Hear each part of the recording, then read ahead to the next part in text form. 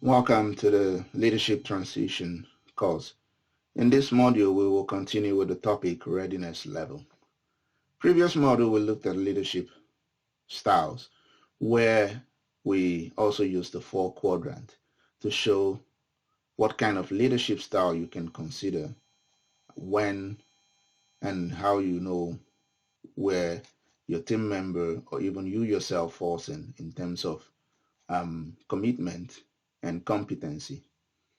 Now, readiness level for you as a leader and in certain situation, for you to be able to choose the right leadership style simply means you also have to be able to detect or know the readiness level of your team members or people in your team. Which means if you know how ready someone is, then you are able to see how to properly guide that person. Now we talked about, directive behavior and supporting behavior as a way of choosing a leadership style. For the readiness level, it's still the same thing, but in this case, you want to look at how responsible and willing, a team member or someone is ready, to do a task. And therefore, we've looked at it from a performance readiness point of view and, grouped it into 4 readiness levels. And these are what we call R levels. So when you map this into the the quadrant, you would be looking at 2 things: ability of that person to execute or do the task, and the willingness or will to do that task. So if someone has a low ability or is unable or insecure and is unwilling, then he's under the R1 level. So he or she has a low performance readiness. If the person is unable but confident or willing to do that, then the person falls under R2 level. And if the person is able but not willing or feels insecure, then they fall under R3. And when the person is both able and confident and willing, then they fall under R4. Now, if you map this to the S quadrant, in terms of competence and commitment, competence is simply ability, commitment is still willingness. Therefore, someone who is on R level, unable and unwilling, needs a leadership direction because they are low in performance. Someone who is unable but willing still needs a lot of direction in that sense, but a bit of coaching. And someone who is able to do the work but insecure for some reason needs some support and less direction because they can self-direct themselves in that work, but they just need some motivation, some encouragement. And for those who are really able and willing, then they can really self-direct themselves because they're highly performing.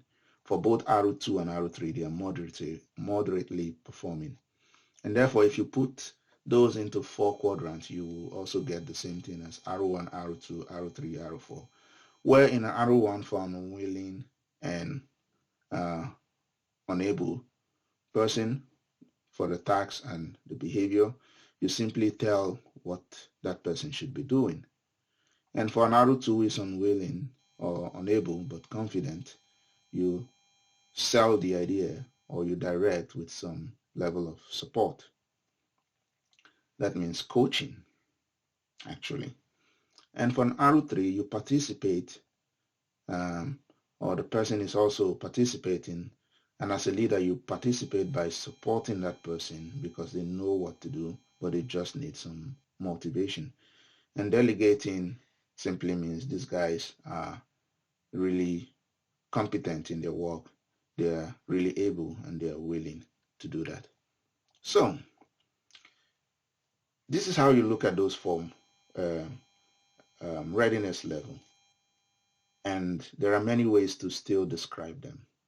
So telling, which is in the first quadrant for R1, then the leadership style that is what you use for someone who is unwilling and unable.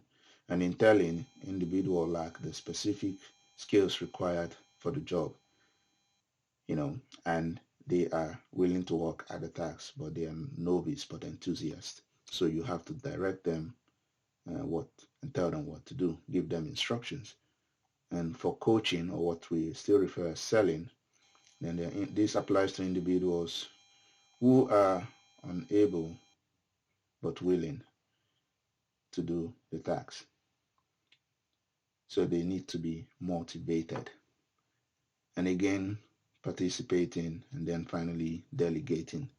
And of course, you can always map that in such a way that you know how to best guide your team. So for someone like Sarah in our fictional case study, she can actually map this depending on what kind of problems and behavior she sees, and then decide what kind of leadership styles. But also, it will require some also improvements on her own, on herself, assuming she's also in the leadership quadrant for herself at the level where she's not able to execute what is needed to motivate a person. So if you're supposed to coach someone, for example, who is in R3, R2, who is unable but willing, you as a leader should also be willing to or be able and willing to do that coaching. Otherwise, you cannot lead. So it goes both ways. Readiness level is both for your team members as well as for you. And because you have a leadership role, then you need to keep more focus and do more to see how best to do that. So we've been able to define readiness levels and how it applies and maps to leadership styles. And we hope you understand this part of the course. Thank you.